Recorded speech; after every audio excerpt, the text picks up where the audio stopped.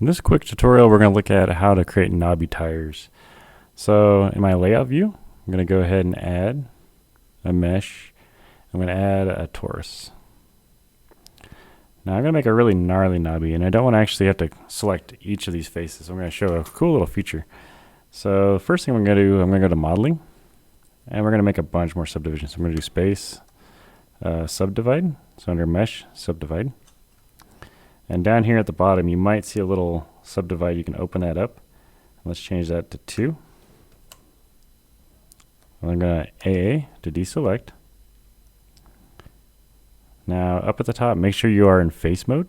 So your normal it's in vertex mode. I'm going to go face mode. I'm going to hold on my Alt key.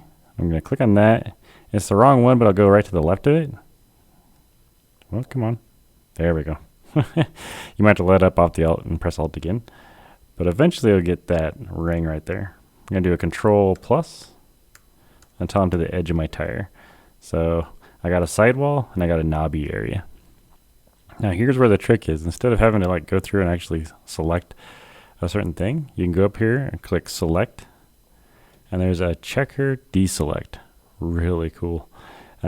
Choose that, and you can choose different patterns. So 2 is the basic knobby. 3, it's kind of a cool groove pattern.